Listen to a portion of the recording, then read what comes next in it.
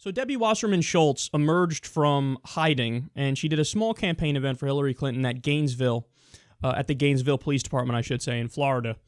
Now, during the event, about 50 or 60 Hillary supporters were there, and in her speech, Debbie Wasserman Schultz said the following: "It was so heartwarming how, if you look at the two contrasts that we have in front of us, a Republican Party that is in utter chaos.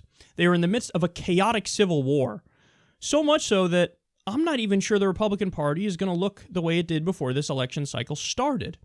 And look at our party. Even though we had a very contested Democratic primary that lasted a long time, we are completely united. Completely united." All right, now, first of all, that's just simply not true. Many Bernie voters are still very, very rightfully angry at the Clinton campaign and the DNC and Debbie Wasserman Schultz and establishment Democrats because Bernie didn't get a fair shake. He just didn't. So we've discussed it before, but for example, many of the primaries were closed. When you have closed primaries, it biases the primary in favor of Hillary Clinton. When you open the primary and allow in independents, that makes it much more likely that Bernie Sanders will win. Then, of course, there was the messing around with the voting times in pro-Bernie districts. That happened in my state of New York. Then there were the tricky rules as well. Again, in New York, if you wanted to change parties, you had to do it like 6 months in advance or something crazy like that. And they just made it as difficult as possible. They suppressed turnout as much as possible because the lower the turnout, the more likely it is to go to Hillary Clinton, because Bernie Sanders gets way more millennials, and whenever there's a higher turnout, it's because there's more millennials. So, and the list goes on in the ways in which there was the WikiLeaks documents, which proved that there were emails, basically the DNC colluding with the media, Debbie Wasserman Schultz throwing tantrums saying, "Look, you were too hard on Morning Joe, you were too hard on us today. I'm going to speak to your higher up, I'm going to speak to your boss and make sure that doesn't happen again." So all these different things, it just adds up, and it was terrible. So, and understand, she used horrific, hacky attacks. Oh, Bernie's a sexist. Bernie's a misogynist. His followers, his supporters, the supporters of the most liberal person in the race and the most liberal senator in the country, they're also sexist. That's why they oppose Hillary Clinton. Use arguments like that, it's going to be hard to get them on your side later on, is it not? So that's the case. And then furthermore, in the general election, Hillary Clinton immediately ran right. You would think she'd try to, corral all the left-wing voters who were hurt over this stuff, because she wasn't sufficiently progressive and she really snubbed them. But instead of catering to her base, which she needs to do in order to win, she ran right, courted neocons. We discussed those stories in detail. So this idea, this myth of like, oh, the Democratic Party's totally fine as the Republican Party's in chaos. No, that's not true at all. In fact, I think if anything, the opposite is more likely to be true. Because when it comes to Donald Trump, it is true that many Republicans don't like him. But those Republicans are mostly establishment Republicans, of which there are a very limited number, rich establishment Republicans.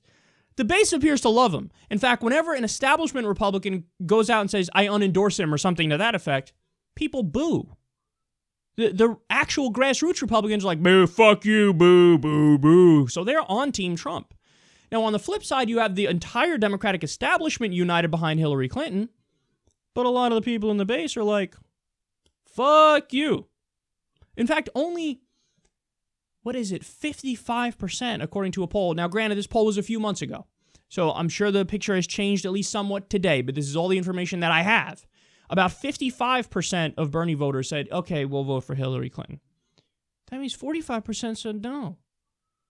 That number has to be like 80 or 90% of Bernie voters that are going to vote for Hillary if she really wants to do well. Now, look, at the end of the day, it turns out there might just not be enough voters in the Republican base to get Donald Trump to win, and Hillary wins solely based on that fact.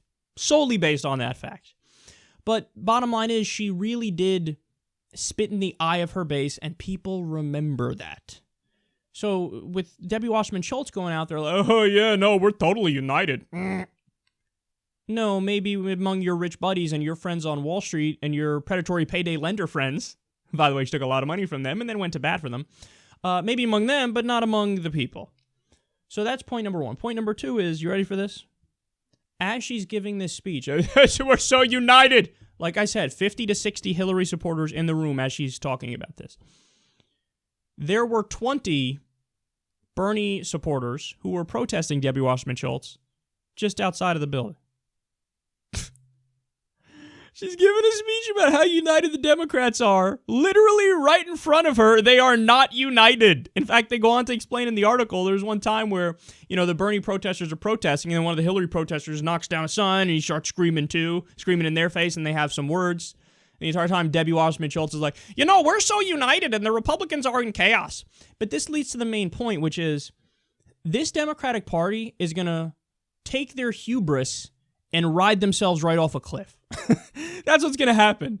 Because again, so right now the polls are against Donald Trump for the reason I stated, but they are now going to double down on this philosophy of neoliberalism. They're going to double down on this philosophy of corporatist, center-right hawkishness. Because they think, well, what do you mean? Hillary Clinton looks like she's going to win the election, so this is what we need to do in order to keep winning, is we need to keep being sellouts. That's the answer. And then guess what? The next Donald Trump is going to come along. He's going to be just as populist as Donald Trump is in his rhetoric. He's going to drop some of the more goofy things that got Donald Trump in trouble, some of the scandals that make it so that people don't want to vote for him. And then that person's going to win.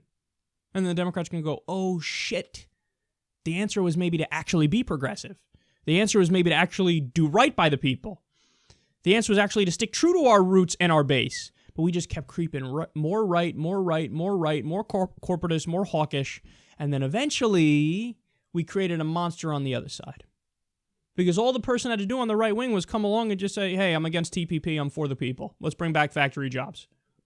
Let's do that. Then all of a sudden, that person's got a shot. Donald Trump, if he just focused on those things, he could have won this election.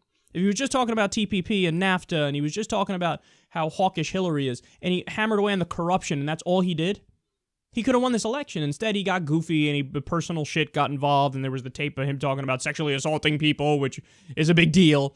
So all that stuff muddied the waters. But if it wasn't for that, what's the next Donald Trump going to be like? Somebody who's just as authoritarian, who could have just as many fascist tendencies and theocratic tendencies, but they keep it under wraps, and they're just able to go out there and do a populist message. Well, with these center-right, corporatist, hawkish Democrats, they can lose to that kind of a candidate. In fact, we still have a race right now. Hillary should be up by 15 points. She's only up 5.5 points on average against Donald Trump. Again, it's very likely she's going to win. But understand, that's nothing to be proud of. You're against the most disliked candidate in history. He had a 63% unfavorability rating recently. You're telling me you're only up 5.5 points on that guy? How is that possible? Because nobody likes you either. But it appears like the Democrats are going to take the exact wrong message away from this. Let's be more corporatist because it looks like it worked here. Opening up the door for a worse demagogue to come in and jack the election and jack the country. And you have nobody to blame but yourself for it. Nobody to blame but yourself. So wake up, look in the mirror, take responsibility, stop being sellouts. Now, I say that's never going to happen. The answer is to get the money out of the system so that we get parties that actually represent us. But either way, you see the thinking of Debbie Wasserman Schultz and the establishment here, and it ain't pretty.